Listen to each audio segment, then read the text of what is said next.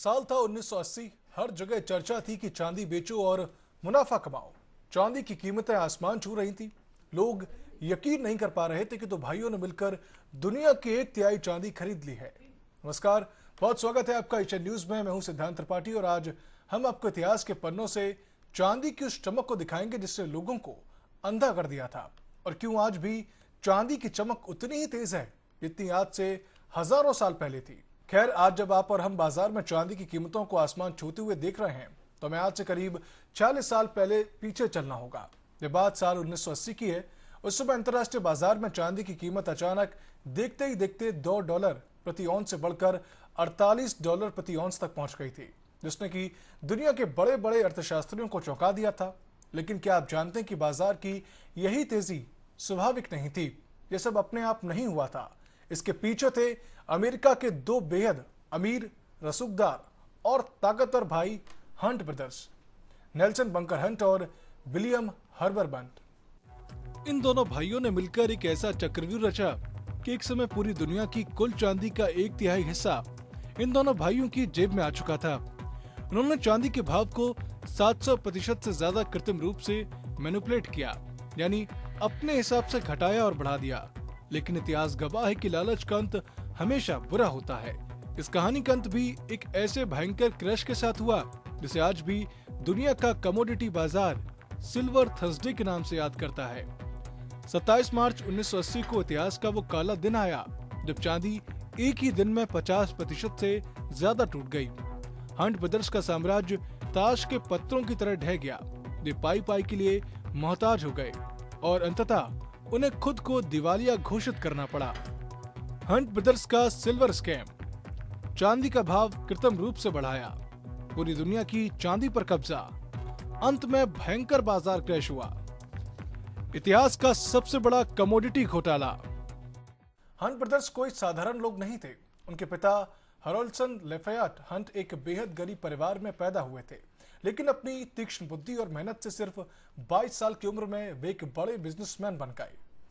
साल 1970 के दशक के आखिरी सालों में अमेरिका का डॉलर लगातार कमजोर हो रहा था।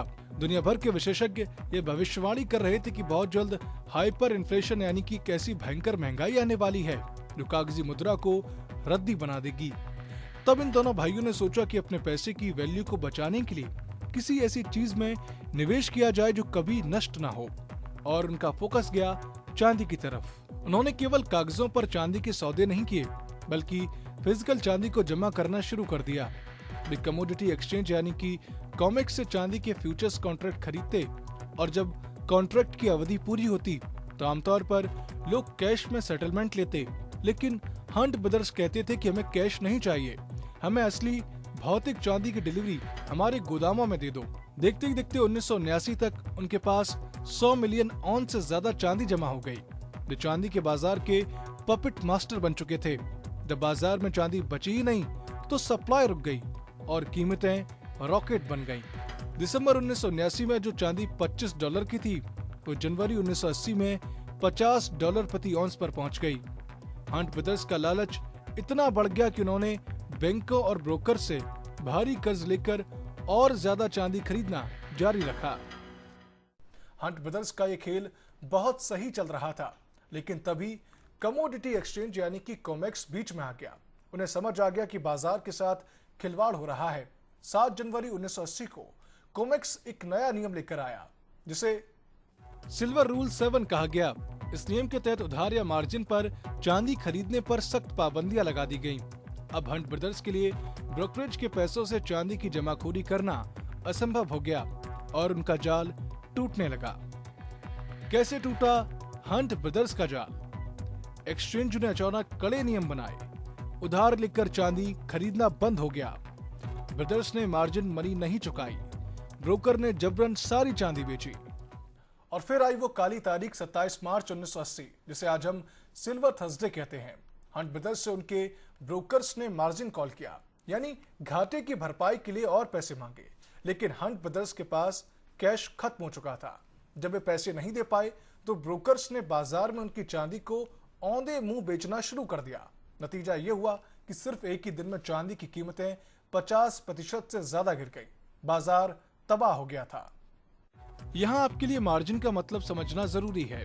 मान लीजिए आप बाजार से 100 रुपए का सामान खरीदना चाहते हैं, लेकिन आपकी जेब में सिर्फ 20 रुपए हैं। ब्रोकर आपको बाकी के 80 रुपए उधार दे देता है। यहाँ आपकी तरफ से दिए गए 20 रुपए मार्जिन कहलाते हैं। जब दाम गिरने लगते हैं तो ब्रोकर अपने 80 रुपए बचाने के लिए आपसे और पैसे मांगता है। अगर आप नहीं दे पाते तो वह आपका सामान बेचकर अपना पैसा वसूल कर लेता है। हंट ब्रदर्स के साथ भी यही हुआ। इस क्रैश के बाद उनके खिलाफ आपराधिक जांच हुई। 1986 में उनकी कंपनी दिवालिया हो गई और 1988 में उन्हें खुद को व्यक्तिगत रूप से बैंकरप्ट घोषित करना पड़ा। न्यूयॉर्क की जूरी ने उन पर करोड़ों डॉलर का जुर्माना भी लगाया और कमोडिटी मार्केट में ट्रेडिंग करने पर हमेशा के लिए बैन लगा दिया।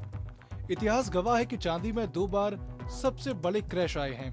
पहला 1980 में और दूसरा साल 2011 में, जब चांदी फिर से $50 के पास जाकर अचानक $26 पर आ गिरी थी।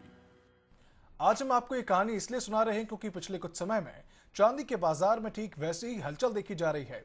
पिछले कुछ महीनों में भारतीय बाजार में चांदी 3 लाख रुपए प्रति किलो की ऑल टाइम हाई पर पहुंच गई थी, लेकिन बीते कुछ दिनों के करेक्शन में ये गिरकर 1.52 लाख रुपए के करीब आ गई। तो क्या इतिहास खुद को दोहराने वाला है? हालांकि हंट ब्रदर्स की कहानी तो कल की बात है, मास कुछ दशक पुरानी बात है, लेकिन अगर हमें चांदी के असली चरित्र को समझना है तो हमें मानव सभ्यता के उस सफरनामे को देखना होगा जो हजारों साल पुराना है। चांदी की गाथा आज से करीब 5000 साल पहले शुरू होती है। इतिहासकारों और पुरातत्वविदों के अनुसार दुनिया में चांदी का सबसे पहला खनन 3000 ईसा पूर्व तुर्की में किया गया था। उस दौर में ऐतिहासिक स्थान को अनातोलिया कहा जाता था।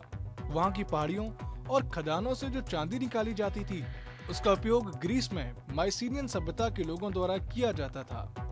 लेकिन यहाँ आपको एक बात समझनी होगी, शुरुआत में जमीन के नीचे से चांदी खोजना और इसे इस्तेमाल करना आज जितना आसान नहीं था। जमीन से जो निकलता था वह शुद्ध चांदी नहीं बल्कि चांदी का अयस्क यानी कि सिल्वर ओर होता था, जिसमें मिट्टी, सीसा और अन्य अशुद्धियां मिली होती थी। चांदी का 5000 साल का सफर। तुर्की में हुआ पहला खनन। माइसीनियन सभ्यता ने खोजी रिफाइनिंग तकनीक। पहली बार तुर्की में बने सिक्के व्यापार का सबसे पहला माध्यम बनी। शुरुआत में इस अयस्क से शुद्ध चांदी को अलग करना एक बेहद जटिल, कठिन और खर्चीली प्रक्रिया थी, लेकिन इंसानी दिमाग कभी रुकता नहीं है। करीब 2500 ईसा पूर्व में माइसीनियन सभ्यता के वैज्ञानिकों और धातु वैज्ञानिकों ने चांदी को परिष्कृत यानी कि रिफाइन करने की बेहद आसान और क्रांतिकारी प्रक्रिया विकसित की। इस ऐतिहासिक प्रक्रिया को इतिहास में क्यूपलेशन कहा जाता है। इस तकनीक के आने के बाद चांदी को शुद्ध रूप में पाना आसान हो गया और तब इंसानों को समझ आया कि यह धातु कितनी टिकाऊ और चमकदार है। लेकिन समय हमेशा एक जैसा नहीं रहता। 1200 ईसा पूर्व की शुरुआत में किसी वजह से माइसीनियन सभ्यता का अंत हो गया, जिसके कारण तुर्की की वे प्रसिद्ध खदानें भी धीरे धीरे बंद हो गईं और दुनिया में चांदी का संकट गहरा गया। इसके बाद लगभग 400 ईसा पूर्व में एथेंस के पार लॉरियम नाम के स्थान पर चांदी की विशाल खदानें मिली। इन स्थानों पर जो खनन किया गया, वहां से निकली चांदी अपनी चमक, शुद्धता और लंबे समय तक चलने वाले टिकाऊपन के लिए बेहद लोकप्रिय हो गई। धीरे धीरे ये चांदी अनातोलिया, एशिया माइनर और इटली के सार्डिनिया तक फैल गई और दुनिया के राजा महाराजा इसके दीवाने हो गए।